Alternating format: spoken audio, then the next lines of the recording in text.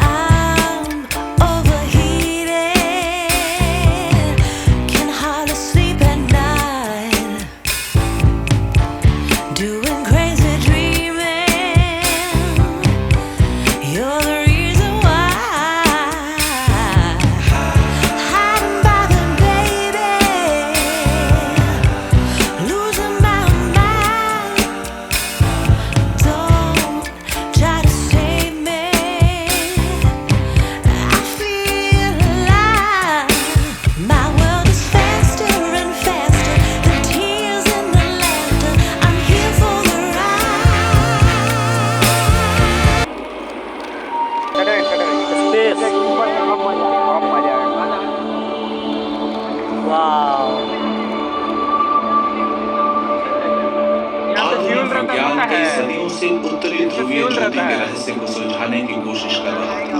400 साल पहले गैलीलियो ने सोचा कि ये सूरज की रोशनी का प्रतिबिंब है, लेकिन गैलीलियो भी गलत थे।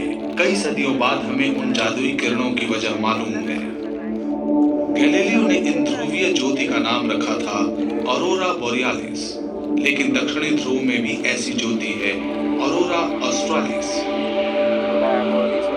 हमारे सौर परिवार के दूसरे ग्रहों में भी ऐसी ज्योतियां हैं और तब तक रहेंगी जब तक उनका वायुमंडल और चुंबकीय क्षेत्र है।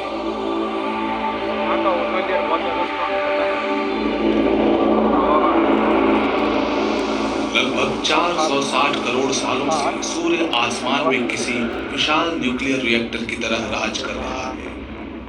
ज्यादातर ऊर्जा प्रकाश के रूप में अंतरिक्ष में मुक्त हो जाती है। आयन कहलाने वाले चार्ज्ड कणों की बड़ी मात्रा भी सूरज से निकलती रहती है।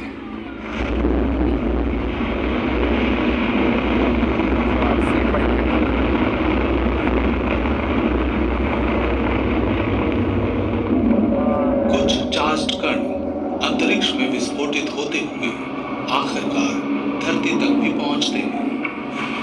पृथ्वी के चारों ओर एक चुंबकीय क्षेत्र खतरनाक किरणों को ग्रहण करता है, उन्हें ध्रुवीय क्षेत्रों की तरफ लगातार छोड़ता और खींचता रहता है, जहां चुंबकीय क्षेत्र उत्तरी और दक्षिणी ध्रुव के चारों तरफ अंडाकार हो जाता है। इस अंडाकार क्षेत्र में सूरज से निकले आयनकृत कण पृथ्वी के ऊपरी वायुमंडल के हाइड्रोजन, ऑक्सीजन एवं नाइट्रोजन गैस के कणों के साथ टकराते हैं। तीव्र गति के साथ हुए इस टकराव के कारण इस लहरदार चुंबकीय क्षेत्र में धरती से लगभग 100 किलोमीटर ऊपर लाखों करोड़ों विविध रंगी रश्मियां नाचती रहती हैं।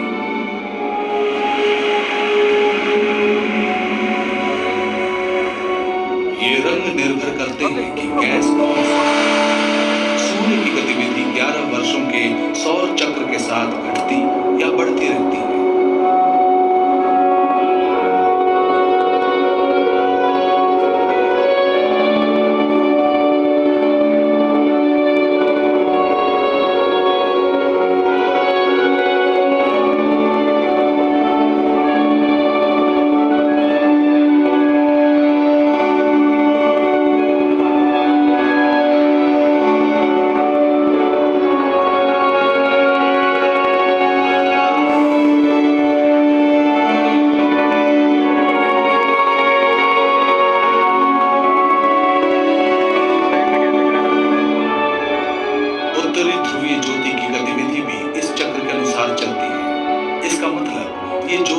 सबसे अच्छी दिखती है हर 11वें साल।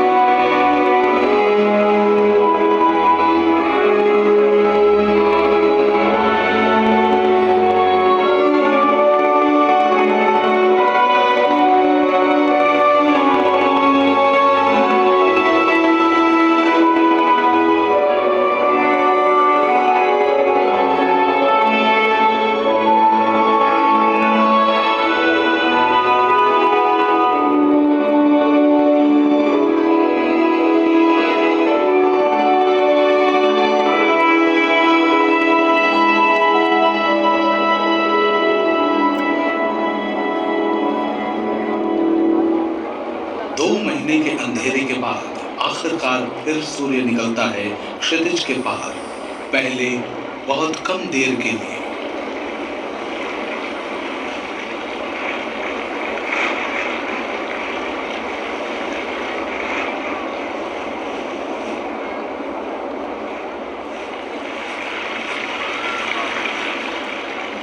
लंबी रात गुजर गई, दिन पूरा पड़ा है सामने। चलो अंधियारे के काम को परे धकेल कर उठाएं शस्त्र उजाले का।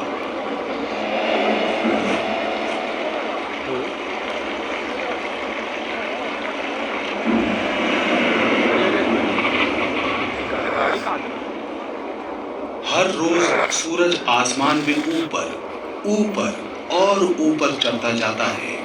वसंत का आगमन हुआ। सूरज का बढ़ता हुआ तेज पिघलाता है बर्फ और हिमकणों को।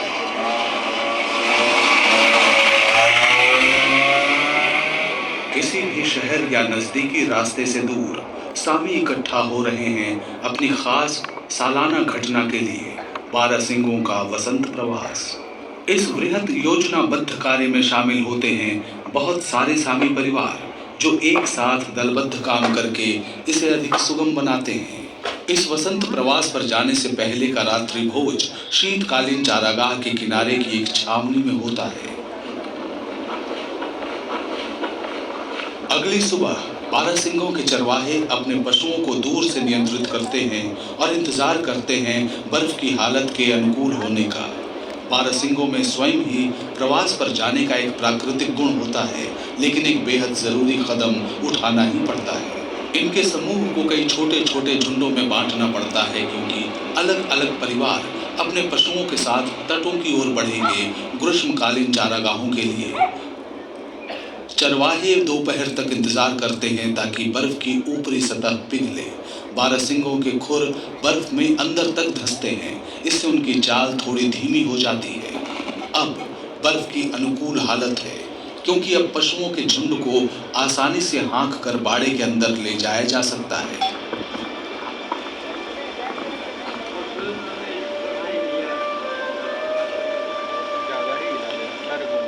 और तब वसंत प्रवास शुरू होता है, सचमुच का वसंत प्रवास।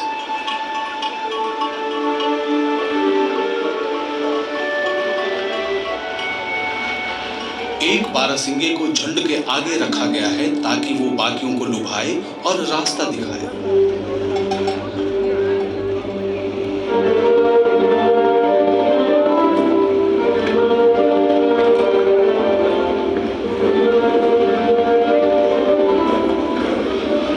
झुंड को पीछे और अगल बगल से आधुनिक चरवाहे अपने बर्फ के वाहनों पर सवार होकर नियंत्रित करते हैं।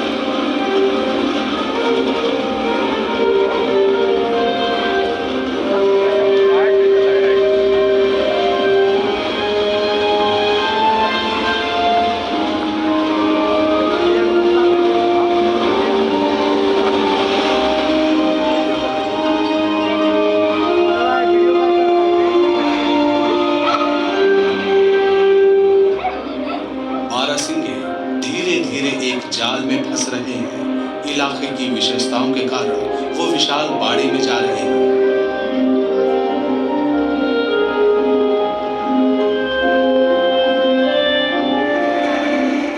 ये सामी चरवाहों के लिए एक तूफान आने से पहले वाली क्षणिक शांति है। साल का उनका सबसे मेहनत वाला दिन अब शुरू होने को है।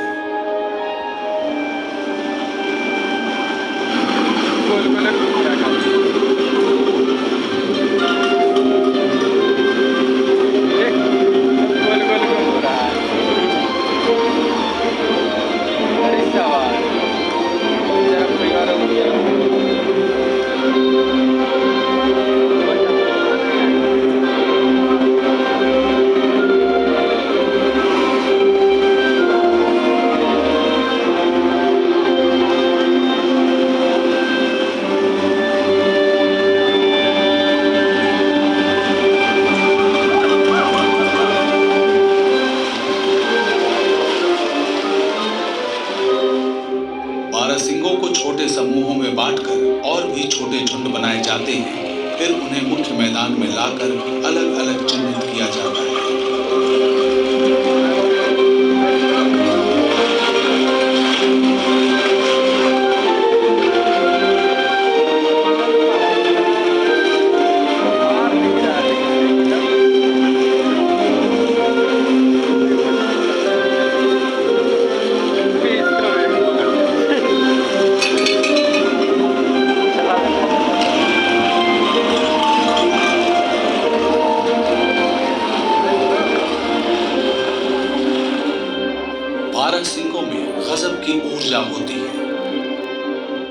सामी अपने परिवार के बारहसिंगों की पहचान कानों के पास एक खास चिन्ह से करते हैं और उन्हें अलग करके ले जाते हैं। बारहसिंगों के हर समूह के साथ ये प्रक्रिया दोहराई जाती है, बार बार, हर बार। इसमें पूरा दिन निकल जाता है।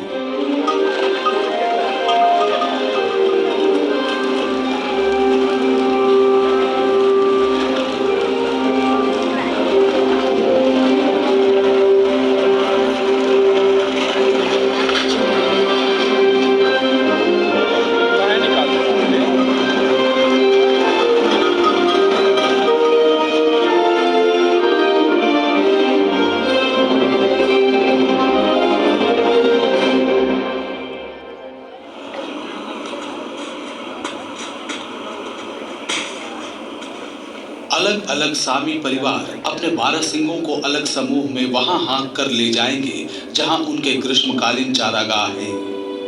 वसंत प्रवास के दौरान धीरज एक खास गुण है। अलग हुए समूहों को अलग ही रहना पड़ेगा और सामियों को इंतजार करना पड़ेगा जब तक कि मुखिया दूसरे झुंड की तरफ न जाए। हजारों साल पुरानी परंपरा का आज भी वसंत प्रवास के दौरान सम्मान किया जाता है। झुंड के पास रात गुजारने के लिए लाव्यू कहलाने वाले तंबू बनाए जाते हैं।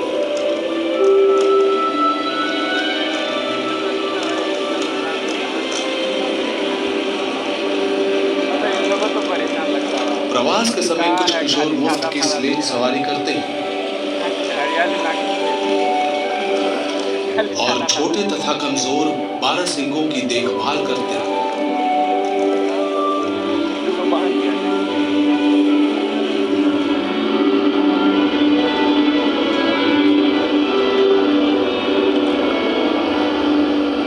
दिन के अंतिम प्रहर में बर्फ सख्त हो चली है। यह सही समय है जब बारहसिंगों को लंबी दूरी के लिए हाँका जा सके। इसीलिए शाम को सफर आगे बढ़ता है। समूह बढ़ चला है पश्चिम की ओर, यानी सूरज की तरफ। हर शाम एक कदम और पास।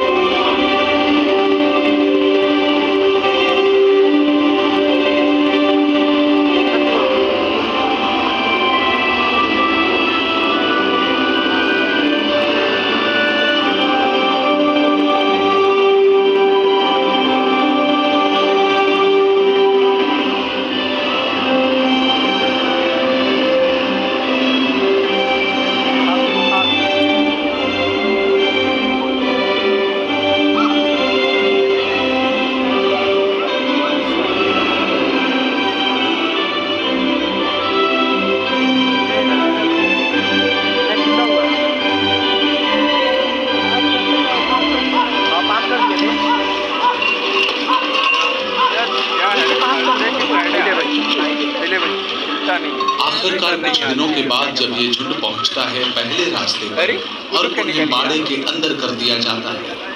इस साल ये फैसला किया गया है कि इस सफर का एक भाग ट्रकों के सहारे रास्तों से किया जाएगा, क्योंकि यात्रा पथ पर बर्फ की हालत ठीक नहीं है।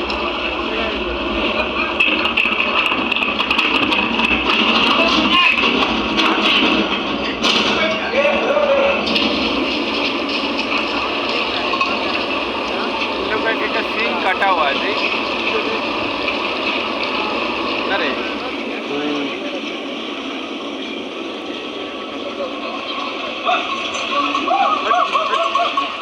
धीरे धीरे सड़क रही वसंत प्रवास के रास्ते की अंतिम बाधा है एक बड़ा खाड़ी नुमा दर्रा। थक चुके पशुओं के सामने पड़ी है 5 घंटे की नौका यात्रा। ये है इस सफर का अंतिम चरण।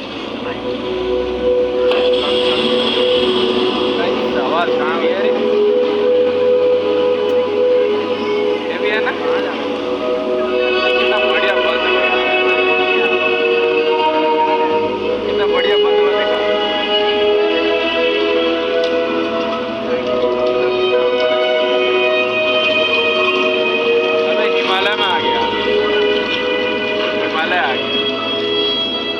पर सवार बारहसिंगों का मन भी शांत है, क्योंकि वो जानते हैं कि उनका लंबा सफर अब खत्म होने को है।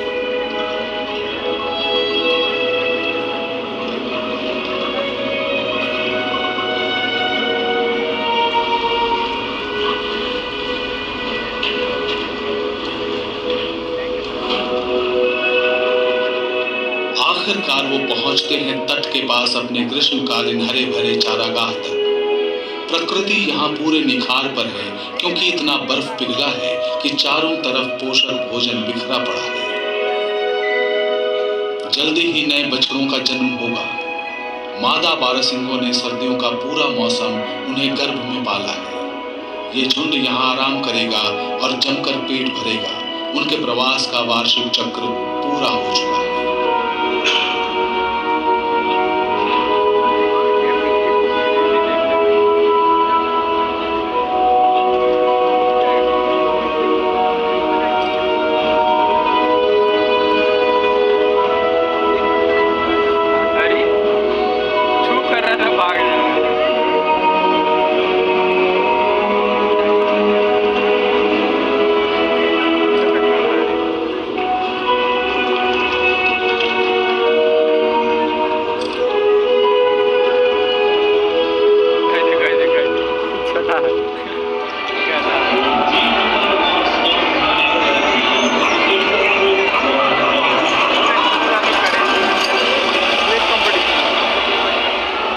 लेकिन आर्कटिक के आसमान के नीचे और भी जानवर हैं जिन्होंने खुद को इस परिवेश में ढाल दिया है। कुत्तों का इस्तेमाल भी उतना ही प्राचीन और ऐतिहासिक है। इंसानों और कुत्तों का साथ बहुत पुराना और मजबूत है। कुत्तों की काबिलियत का प्रयोग शिकार के लिए और यात्रा के दौरान 10वीं शताब्दी से ही किया जाता है। आज ये आर्कटिक के जंगलों में घूमने के लिए सबसे अच्छा गैर मोटर चालित तरीका है। इसके सहारे उन सुदूर इलाकों में भी जा सकते हैं जहां खामोशियों को सुना जा सके।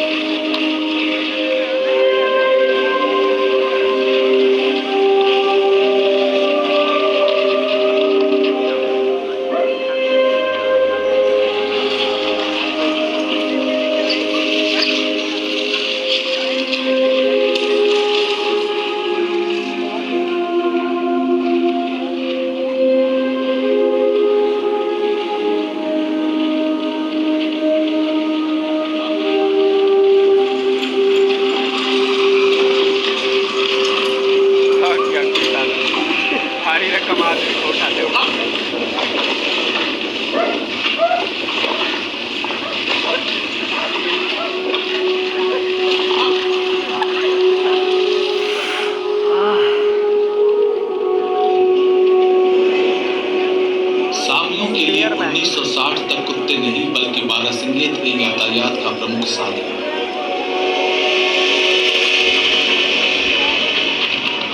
उसके बाद बारहसिंगों को चराने के काम में यांत्रिकी मदद ली जाने लगी, लेकिन यातायात के साधन के रूप में बारहसिंगों के प्रयोग की परंपरा का जश्न मनाने के लिए बारहसिंगों की वार्षिक दौड़ का आयोजन किया जाता है। इस दौड़ को कहा जाता है नॉर्डिक चैंपियनशिप रेस।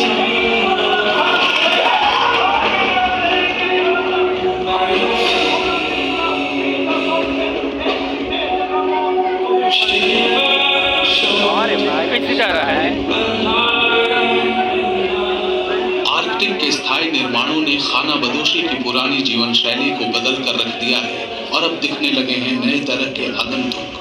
पूरी दुनिया से पर्यटक आर्कटिक शहर में जमा होते हैं जादुई ध्रुवीय ज्योति को अपनी आंखों से देखने के लिए।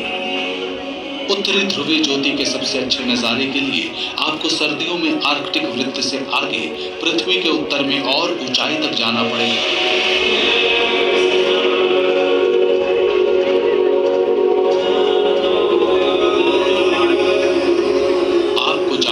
शहर से भी दूर गांवों की तरफ, ताकि रोशनी बाधक न बने और आप पूरे अंधेरे में खड़े हो सकें। ध्रुवीय ज्योति को देखने के लिए बहुत इंतजार नहीं करना पड़ेगा, ये अक्सर दिखती है। हाँ, इसे देखने के लिए साल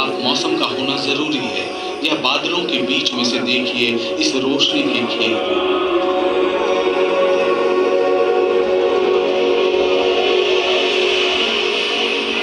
आखिरकार ये है तो आर्कटिक, जहां धीरज महत्वपूर्ण होता है, लेकिन उस सब्र का फल भी मीठा होता है, एक अभूतपूर्व अनुभव।